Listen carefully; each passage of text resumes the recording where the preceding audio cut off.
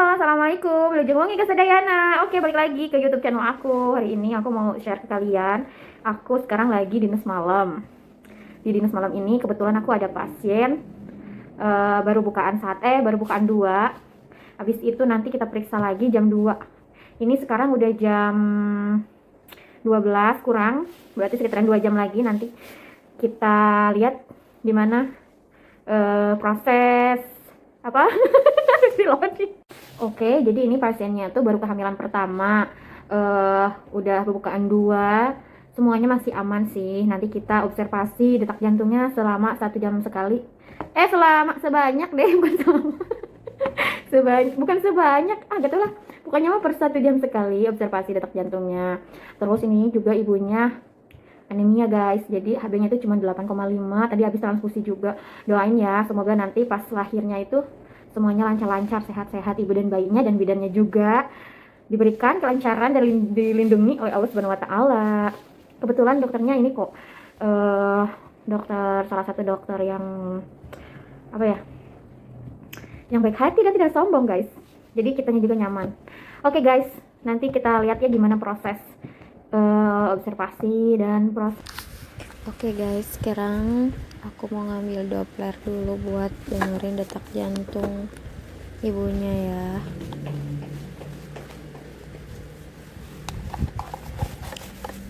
Assalamualaikum ibu. Misi bu, ini tidur. Oke.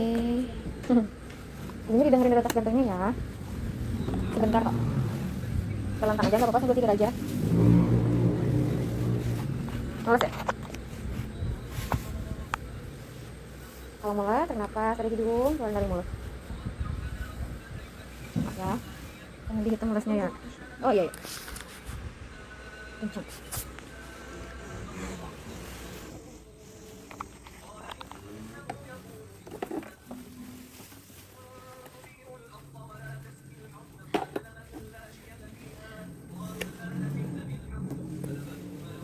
Pelan-pelan aja. Nggak pengen pipisan ya? Ya. Nggak terlentang dikit. Pelan-pelan. Ibunya minum ya. Habisin ya itu ya. Maaf ya. Sambil kita hitung mulusnya ya. Masih mules?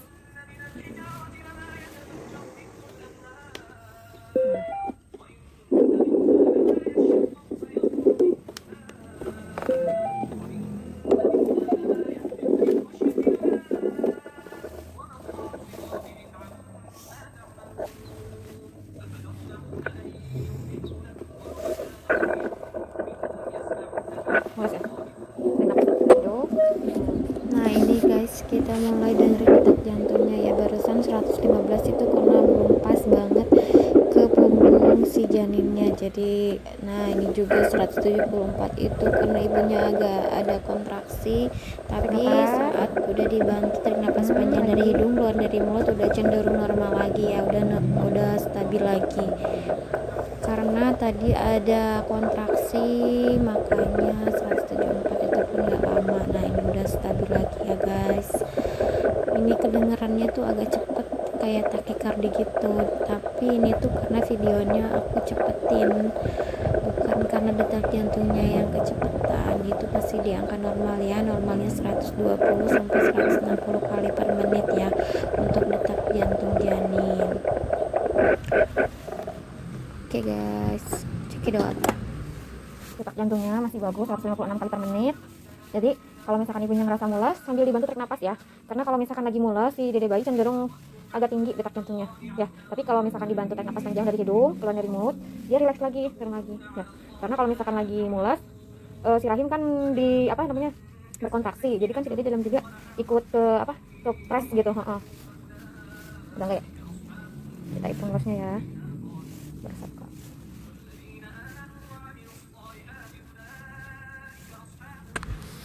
Oke guys, sekarang kita hitung mulusnya ya. Hitung mulus itu selama 10 menit itu ada berapa kali mulus. Biasanya mulus yang bagus itu 3-4 kali dalam 10 menit. Untuk durasinya itu bagusnya dari 30 minimal lebih juga udah bagus. Tadi ya. Ciri-ciri kontraksi pada perut ibu saat dipegang perutnya terasa keras, kenceng, kulitnya meregang. Kenceng kerasnya itu kayak kita megang papan atau kayak balon diisi air, meregang banget. Terus si ibunya juga dari ekspresi kelihatan agak-agak kesakitan ya.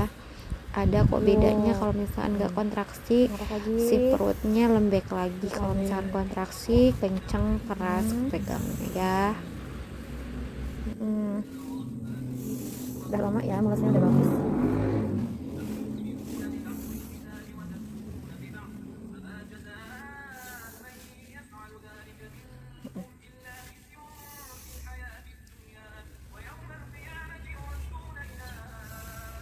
Udah 7 menit udah 3 kali, baru 7 menit udah 3 kali, bagus.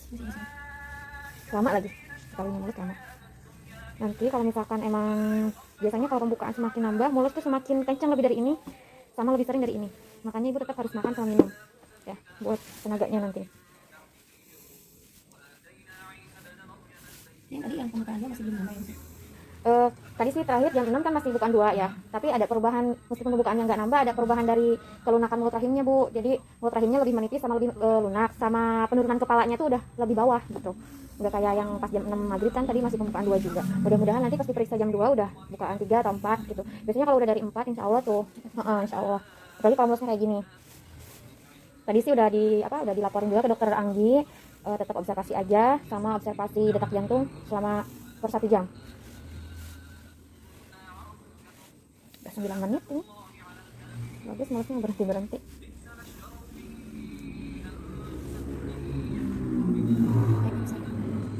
Nah nanti juga gitu Bu, kalau misalkan udah kita misalkan udah pindah ke ruang bersalin, biasanya udah pembukaan pas aktif itu di atas 4, mau bukaan 5, 6 atau enggak 7, kita pindahin ke ruang bersalin yang tadi. Nanti kalau ibunya ngerasa pengen ngeden gitu, caranya ditarik napasin dari hidung keluar dari mulut. Jadi kalau misalkan belum pembukaan 10, diharapkan ibunya jangan ngeden dulu ya. Kalau misalkan ngeden dulu, nanti takutnya vagina sama kepala jadinya bengkak, jadi mempersulit keluar kepala bayi gitu. Udah 10 menit.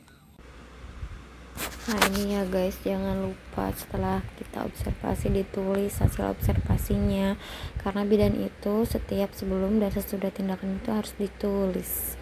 Oke, ini kita lihat partu setnya ya. Ini ada handscoon dan juga spet lidocaine dan juga umbilical clamp dan juga asukril untuk jahit perineum.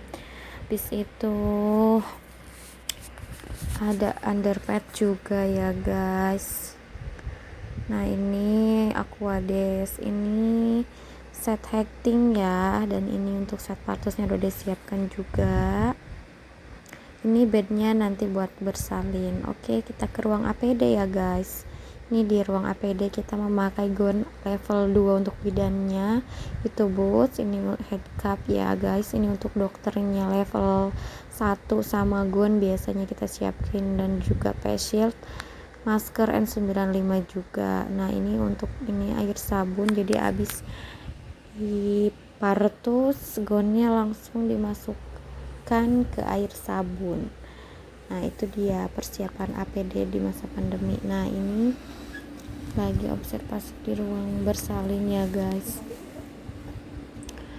Kita dengerin lagi detak jantung ibunya. Ibunya masih semangat, ibunya masih bertahan untuk bisa bersalin normal ya guys, karena itu sebuah impian semua wanita supaya bisa melahirkan secara normal. Halo guys, selamat malam alias Wilujeng Wengi ya. Aku mau ngelanjutin video yang semalam itu, yang pas observasi yang mau lahiran itu. Ternyata ketika aku udah observasi tiap jam per jam detak jantungnya udah gitu, pembukaannya masih sama aja tuh kan, masih pembukaan berapa, masih pembukaan 3 sampai jam 3, masih pembukaan 3 sampai jam 4 juga sama. Udah gitu kita laporkan ke dokternya. Nah mulailah dari situ ada perbaikan, di instruksinya itu harus ada perbaikan mulus, namanya titrasi. Setelah titrasi alhamdulillah tuh berhasil, pembukaannya nambah sampai jam 7 pagi itu udah 8. Itu di sela-sela jam kentang dong ya, kalau udah jam 8 kayak gitu. Ini lengkap nggak ya, aku tungguin. Ini iklan guys.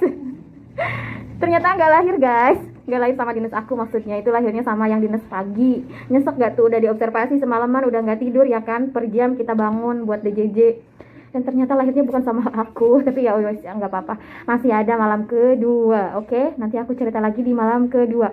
Pokoknya jangan lupa like, comment, and subscribe ya. Pokoknya aku bakalan share ke kalian gimana kegiatan-kegiatan kalau misalkan aku dinas, kalau misalkan kebetulan lagi ada pasien, kalau misalkan enggak ya gitu, lagi-lagi aja. Oke guys, pokoknya wilujeng wangi kasadayana, wilujeng bobo. Jangan lupa like, comment, and subscribe. Oke, bye. Wassalamualaikum warahmatullahi wabarakatuh.